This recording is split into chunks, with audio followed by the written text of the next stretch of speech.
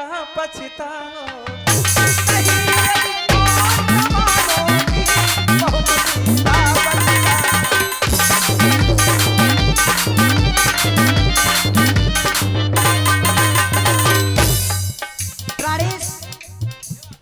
आपने कहा कहीं यदि आज ना मानोगी सीता बहुत पछताओगी।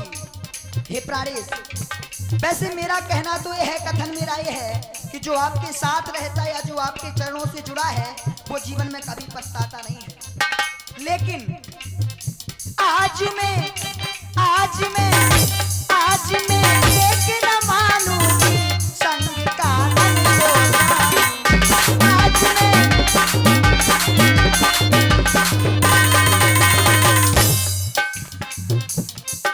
बात तो अच्छी कही, आज नहीं मानी कल भी तो नहीं मानी, पवन ने भी नहीं मानी और आज भी नहीं मानी, आगे भी नहीं मानेंगे। भाई बात तो यही रहेगी कि आज न मानूंगी। क्यों नहीं मानी? सीता क्यों नहीं मानी? यदि जान कहीं यदि आज न मानोगी बहुत देवी पछताओ। कहीं यदि आज न मानोगी असहनीय कष्ट मिलेंगे तुम्हें। हिंसात्मक जीव, करीलों के कांटे, बड़े बड़े राक्षस, कष्ट कांटों के पाओ। नयन से नीर बहाओ, नयन से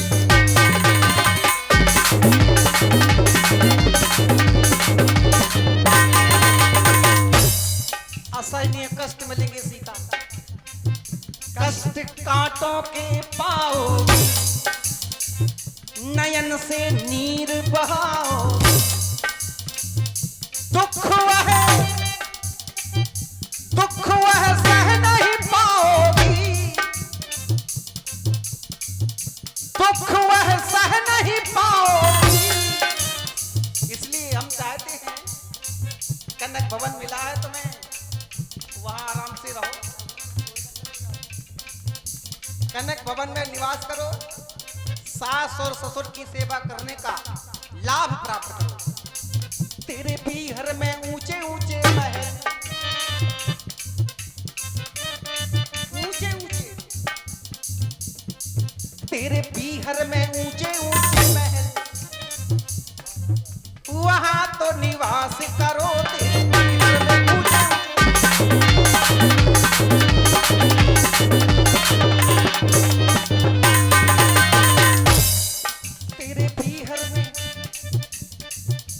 पीहर में ऊंचे ऊंचे महल,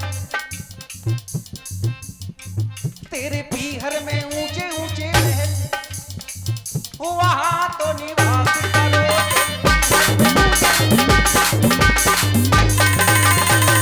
प्राणेश, आप महलों का प्रलोभन दे रहे हैं कि जानकी को महल की याद आ जाएगी, क्या महल की कह दूं तो लौट जाएगी।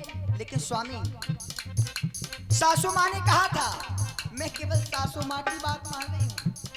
सासू माँ ने कहा था, जहां आप तह अवध निवासू, जहां आप हैं वहां सैकड़ों अयोध्या है, सैकड़ों भवन हैं। मेरे पिया ने माने बचन, मेरे स्वामी ने बाने बचन, उन्हें मैंने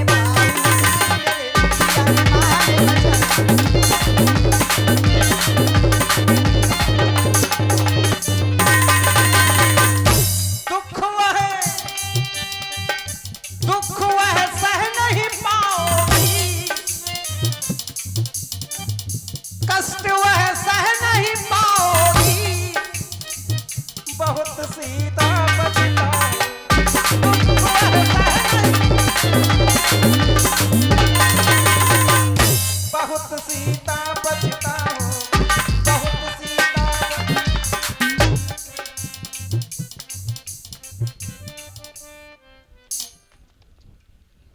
सीता, संदेशा जो तुम्हारे लिए आया है उसके प्रति उत्तर में पिता तोले मंत्री सुमंत जी के समक्ष अपनी बात रखो। तो आप तो हमें ले जाएंगे? बिल्कुल। मैंने इनकार कब किया? मैंने रोका कब? मेरी ओर से तो चलो। बिल्कुल। अच्छा। हाँ, बिल्कुल ठीक है। आदरणीय मंत्री जी, पहले मैंने सोचा आपसे कुछ ना कहूं तो अच्छा है और चुप ही रहूं तो अच्छा है।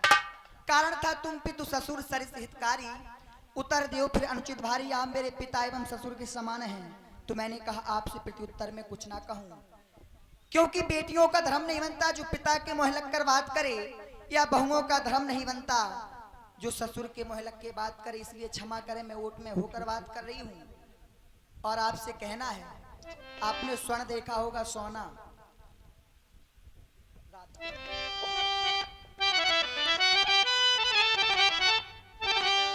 मंत्री सोने की आरु चमक कभी सोने से अलग नहीं होती। चरणों की रेखा चरणों के धोने से अलग नहीं होती। चरणों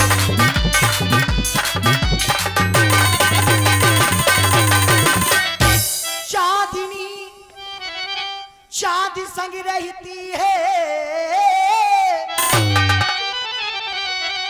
तो बिजली घन के संग रहती है। पत्नी है पति की अनुगामी, जड़ श्रेष्ठ तलक ये है।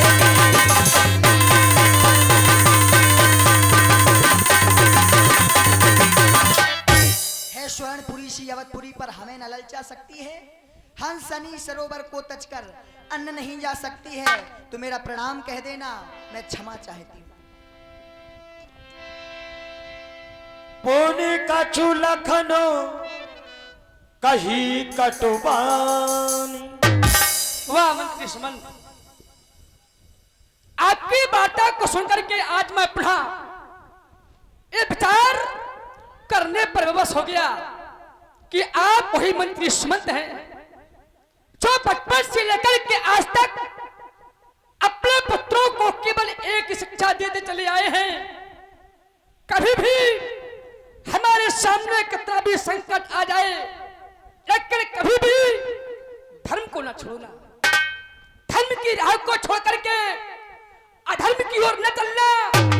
लेकिन आज एक वही पिता अपने पुत्रों को विवश कर रहा है, विवश करने के साथ साथ आदेश भी दे रहा है कि हम इस धर्म को छोड़ करके अधर्म की ओर आगे बढ़ जाएं। मैं मानता हूं कारण केवल एक है कि आप अपने पुत्रों को चाहते हैं। मोह के कारण, मोह की वशीभूत होकर के आज जो आपके द्वारा ये मोह ममता दिखाई जा रही है, क्या ये मोह ममता यही दिखाने के लिए थी? जो मोह ममता आपके द्वारा आज यहां दिखाई जा रही है, कि यह मोह ममता आपको अयोध्या में नहीं आई?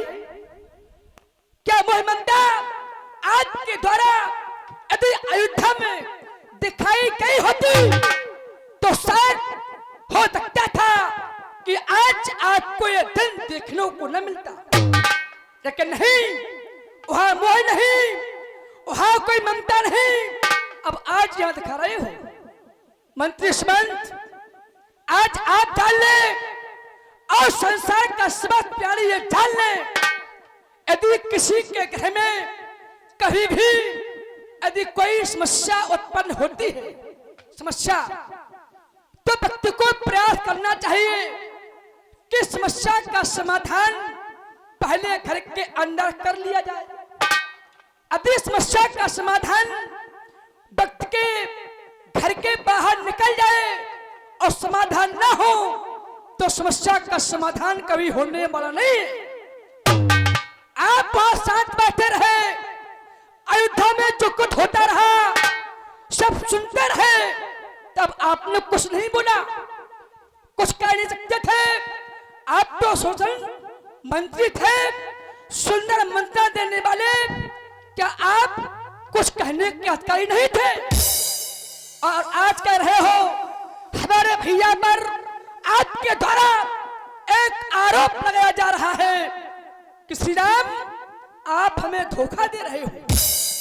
क्या आप यह जानते हैं आखिर किस ग्रंथ में ऐसा लिखा है कि केवल एक ही रात को व्यतीत होने के बाद हम वापस लौट जाए? फिर हो चुकी कई किया क्या एक ही रात्र में? क्या हमारी माता श्री की आज्ञा पूर्ण हो गई? नहीं। आपको याद होगा कि आपके द्वारा हमेशा जो शिक्षा दी गई, उस शिक्षा में ये नहीं कहा गया था कि एक पुत्र के कारण उसकी मां भी अपने प्राणों का परित्याग कर दे। नहीं सिखाया गया। मंत्री सुमंत, मैं ये चाहता हूं यदि आपको याद ना हो तो मैं भी आपको याद दिलवाने का प्रयास कर रहा हूं। जिस समय हमारे पिताश्री से माताश्री के द्वारा जो वरदान मांगे गए, पहले वरदान में भैया भट्ट को अयोध्या का राज मांगा गया, राज। और दूसरे वरदान में हमारे भैया को 14 वर्षों का वनवास मांगा गया। पिताश्री के द्वारा पहला वरदान दे दिया गया, दूसरा वरदान सुनते ही वह व्याकुल हुए, वह अधीर हुए। जब ऐसा देखा तो मछली माताश्री के द्वारा एक प्रतिज्ञा की गई। प्रतिज्ञा कौन थी? प्रात होत मुनिवेश धर, जो न राम मन जाए मोर मरण राउर आदर समझे मनमाए। उनके द्वारा कहा गया था कि यदि हमारे भैया 14 वर्षों के लिए वन की ओर ना गए तो हमारी मां अपने प्राणों का परित्याग कर देंगी। क्या आप ये चाहते हैं एक कलंक का कलाटाक क्या आपके पुत्रों के माथे पर लग जाए कि एक पुत्र के कारण उसकी मां अपने प्राणों का परित्याग कर दे? यदि आज की वार्ता सुनकर के हम अयोध्या लौट गए तो वह स्थिति क्या होगी? पर वह आप संभाल नहीं पाएंगे। इसलिए मैं चाहता हूं, अभी तक आप हमें अच्छे लग रहे थे, अभी तक आप हमारे साथ थे, अच्छे लग रहे थे, लेकिन अब नहीं। बस अब आप यहीं से हमारे साथ ना जाएं, बल्कि अयोध्या वापस लौट जाएं। और अयोध्या जाते जाते हमारा एक संदेशा है जो मां से अवश्य कह देना कि हम उनके प्राणों के हत्यारे नहीं बनना चाहते। कहना माता के कई साथ हम काटते थे सो निकल गए निष्कंटक राज। यह भी कहते ना कि क्षमा करें, हम बेटे हैं वो महतारी जो कृपा उन्होंने हम पर की, हम उसके हैं आभारी। अब आप अयोध्या वापस लौट जाएं। जिस राजा के राज्य में अरे होता हो अन्याय, उस राजा के राज्य में फिर काहे को जाए। अब हम अयोध्या वापस नहीं चलेंगे। अब आप अयोध्या वापस लौट जाएं, लौट जाएं, लौट जाएं। प्रभु बरजे बड़ अनुचित जानी,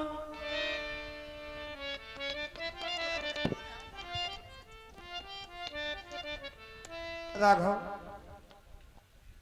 पिता तुल्य मंत्री सुमंत जी, लक्ष्मण की कटु वाणी का प्रहार आपके कोमल वक्ष स्थल पर एक बहुत बड़ा घाव कर गया होगा। लक्ष्मण की ओर से मैं क्षमा चाहता हूँ। हाँ, आप मेरे लक्ष्मण को क्षमा कर। राम, वास्तव में तुम अधिकार जानते हो, वो जिसे अधिकार का ज्ञान ना हो वो तो लड़काई कर देगा। राघव, मैं बहुत कुछ इस परिप्रेक्ष्य में कहना चाहता था, लेकिन तुमने आकर के हमें मूक कर दिया, कहने के लिए विवश कर दिया। चलो, अच्छी बात है, जहां न्याय है, नीत है, हमको वहीं रहना चाहिए कि हम अन्याय में चले जाएं। अब हमें क्या लेना है अयोध्या से, जब वहाँ नीत नहीं है, अनीत है, वहाँ कुछ नहीं है, ऐसा कार्य हो रहा है तो धर्म यहाँ है, न्याय यहाँ है, नीति यहाँ है, सब कुछ यहाँ है, तो वहाँ ये सुमंत जाने वाला नहीं है। ये हमारा आपसे निवेदन है। पिता तुल्य मंत्री सुमंत जी, मैं क्षमा चाहता हूं। किस बात की? सदैव से आपने जो दुलार, जो वात्सल्य दिया है, आपने ऐसी आशा नहीं की होगी कि लक्ष्मण के द्वारा आपको ये कटु शब्द सुनने को मिलेंगे। हेलो, शानदार जो प्रसंग चल रहा है, इस प्रसंग के कदरदान भी बहुत बैठे हैं।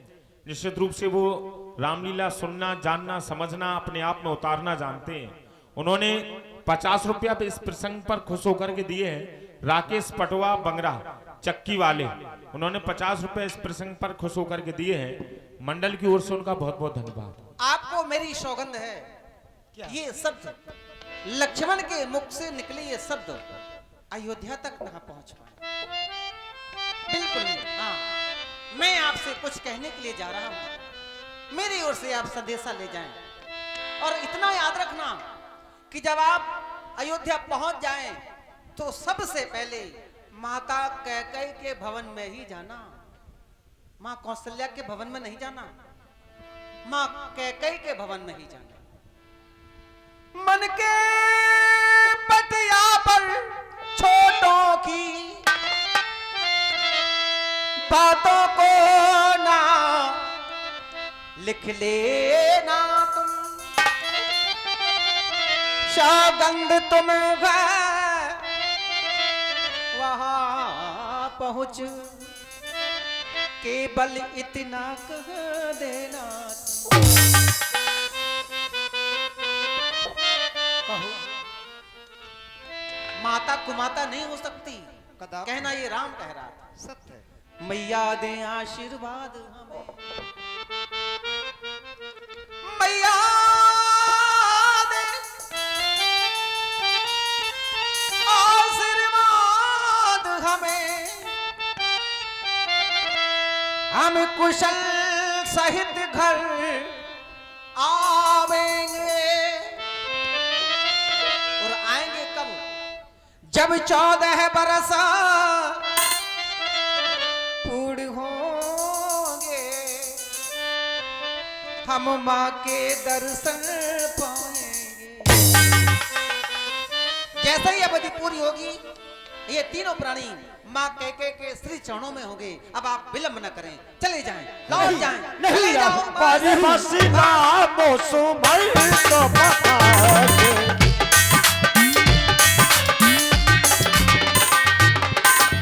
सुर सर तीर आप तब आए।